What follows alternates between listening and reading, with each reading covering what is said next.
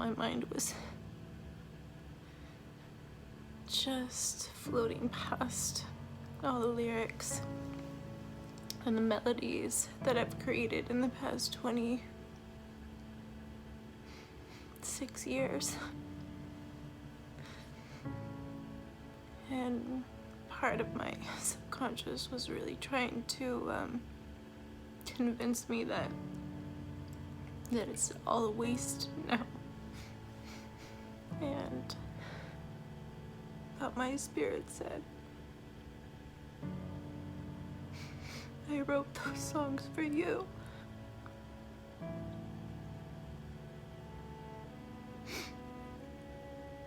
They were only meant for you. In other words, like they were special and they were for me.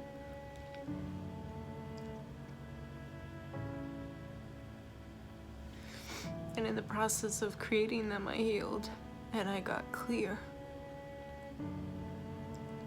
And I expressed myself and I got everything that I needed. So I just had a really beautiful clearing, and the word that came to mind was waste. You know, what a waste. I checked into my subconscious and I had that I was, you know, a waste. That I was somebody who was a waste in general, but also like a waste of talent, a waste of my gifts. I remember my mom always saying, you know, God gave you these gifts for a reason, you know, don't waste your gifts. And I remember so many, feels like hundreds of people in my life that, you know, in my years of singing, decades of singing, would say, God, you know, if I only had your voice, you know, what I would do with it, or if I only had your talent or your gifts, like what I would do with it. And of course they were being very nice and gracious with their words, and on the other side, like the way that my subconscious like programmed that was like almost like ashamed of having cultivated talent and gift, like a pressure, you know, like pressure that I created with my mind. Like, God, like I guess I was gifted these things, and I guess like I have to do something with them now. And I created in my mind that had to be something like really huge and really big, that benefited the whole world. But what I get after this clearing, you know, clearing that I'm someone that's a waste, delved into, it kind of like floated into a clearing around I'm someone who like doesn't live up to myself. Those aren't the exact words, but that's kind of like the essence of it. I feel a little bit of sadness still lurking, and I feel clear, and like the guilt and the shame is gone. And the interesting thing is, it was there before. You know, it was there before. It wasn't there after I burned everything. It was there before. Like, I haven't done anything. You know, it's like I wasn't doing anything with those lyrics and those melodies. So it was there before. We just don't realize these things we carry around. I just got that I have nothing to show for myself. I can't wait to clear it. I just hit this like really big belief that it's wrong to forget about the pain, the struggles, the obstacles that you faced in life, as if like as if you need to honor them. Do you know how backwards that is? You know, because I've been programming all of these releases in here as I'm releasing everything in my physical reality, and my ego was like, oh, no, you can't let go of that memory of you like A, B, and C with your health, and you and A, B, and C with your mental health, and you and A, B, and C with your relationship struggles. Like, you can't let go of that. You know, like there's parts of my ego that are like, no, like you have to be that person that that came through all of those things and came out the other side, and you have to be this like, you know, hero archetype of some sort, you know, like the hero's journey archetype. Like, you can't let go of that. You can't let go of your struggles. You can't let go of the memory. You have to remember. You have to remember, kind of like that, you know, you have to remember where you came from kind of mentality. You know, like shaming people that are rich, for instance, for wanting to forget about the fact that they grew up in like extreme poverty. Shaming people that are healthy for wanting to forget the fact that they were almost died. Shaming people for being at a healthy weight for wanting to forget the fact that they once were at an obese, morbid weight. Why are we doing that? Why are we shaming people for wanting to not remember? Like, especially if we're releasing like in a very healthy way. And either way, like, nobody wants to think about stuff like that. It doesn't mean that there has to be shame or guilt or embarrassment around it. It's just like, that's not who I am anymore. Like, that's not where I'm vibrating. You know, let it go. But in reality, it was me that didn't let me let it go. Okay, just so we're clear. Lola is like, are you done? These are things like I need to either give back to people, or I'm wanting to sell or give away. And then these are like the last of the things I actually defiled, believe it or not. Different piles for different reasons, but garbage. And then this is just things I want to offer to my family. These are things I'm either most likely going to give away. So like people I know, because they're nicer things. Starting a new burn pile. And this is the first round of things to Goodwill.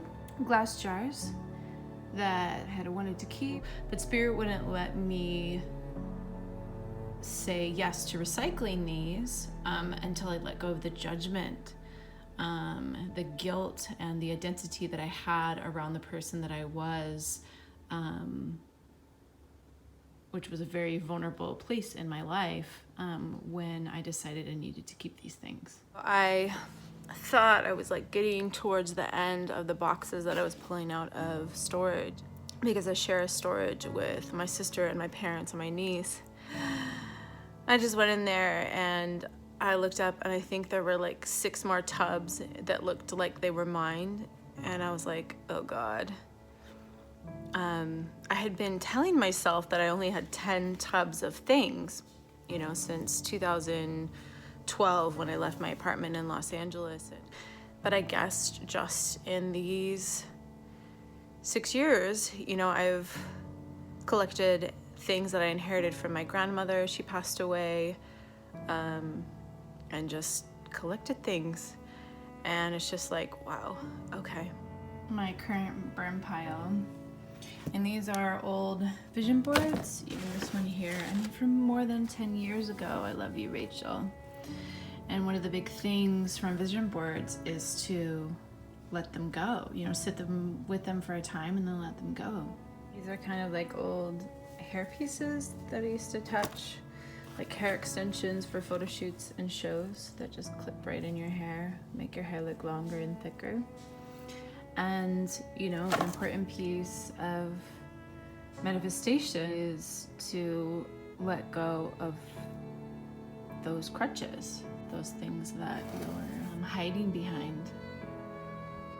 This is kind of like inside what a typical tub would look for me. You know, you even get the feeling of overwhelm when you look in here. But what I liked to tell myself was that it was organized chaos, because I had organized that most of what was inside was similar, or, you know, just like organizing your thousands of emails. Well, you never deleted any, but they're organized. First thing I'm gonna do is ask whether I feel that it's wrong to throw it away without knowing what's on it, and clear it if I do feel it's wrong, and then clear that it's wrong to keep it without knowing what's on it, so that I'm at a neutral position, so that I can make a decision from a neutral space. It's wrong to throw it away. Yes, okay. It's wrong to keep it. Yes, okay, so I have that it's wrong to throw it away and that it's wrong to keep. So I'm going to clear that. Okay, so testing again. It's wrong to throw it away. No. It's wrong to keep it. No. I want to keep it. No. So it goes over here in the garbage. So I used to keep, flyers from things that I did or airplane tickets, like in thinking that I would one day make more scrapbooks. Well, these are from 20 years ago. I'm not going to make these scrapbooks. I'm finding clarity around why it feels easier to keep pictures versus like journals, for instance, and cards and letters. I feel that I can look back as I transform who I am and how I feel about myself. I can look back at pictures and I can recreate the story with my mind. Whereas if I was to delve into the journaling and the songs that I wrote that were in-depth, authentic expressions of the way that I felt about myself at the time and my experience of those times, you can't recreate that. Do you know what I'm saying? And it doesn't feel authentic or real. It doesn't feel like who I am anymore. And it feels like energy that needs to be transformed.